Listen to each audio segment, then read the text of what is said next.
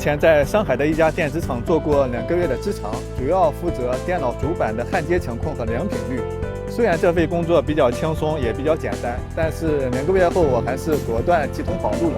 原因主要有2点，一点是2个月的时间，我竟然没有一天见着太阳。早上7点多进厂房，然后晚上9点多才出厂房，整整一天的时间全部在厂房里面。有的时候会加班到更晚，然后回到住处倒头就睡。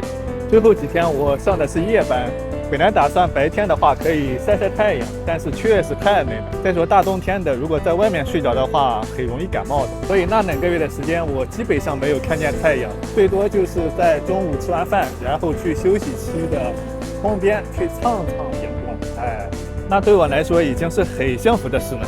这点就是里面的空气太干燥了。做主板的人应该都知道，生产一个主板都要进行点锡和焊锡的过程。而焊锡一般都会在一个大的烤炉里面进行，所以每一条生产线都有一个大的烤炉，整个厂房里面有7、8条线，所以厂房里面的空气特别干燥。就算你每个人拿着水杯，每天隔几个小时去喝水，几天后你的呼吸道还是会有一些血丝，然后鼻孔里面也会出现一些血块。所以2个月后我果断离职跑路。而做普工的话，工作会更辛苦、更单调，规矩也更多。一场工作基本上都会有底薪，我当时的底薪是2300，虽然很低，但是架不住他加班的费用高啊。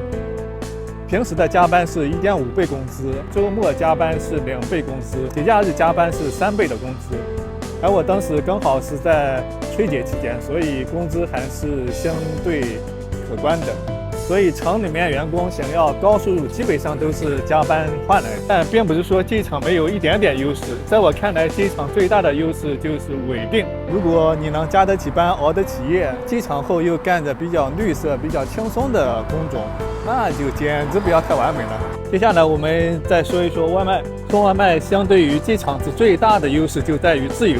如果送专送的话，可能会有一些条条框框的，但是如果送众包，那简直可以放飞自我，无拘无束。不仅每天可以看到太阳，并且幸运的话还可以遇到大风大雨。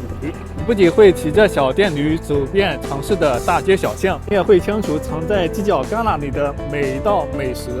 唯一不好的地方就在于这份工作太不稳定了。如果送专送，在站长和伙伴们的催促下，每个月正常出勤，1个月下来可能还会有个5、6千的。如果送众包，那就不好说了。如果像我一样2天打鱼3天晒网，还有1天在家睡觉，那这1个月下来基本上就没什么收入。当正常的吃饭交房租，这就已经很不错了。所以同样的月薪6千，你是选择送外卖呢，还是选择进厂，或者是有更好的选择？欢迎在下面评论留言。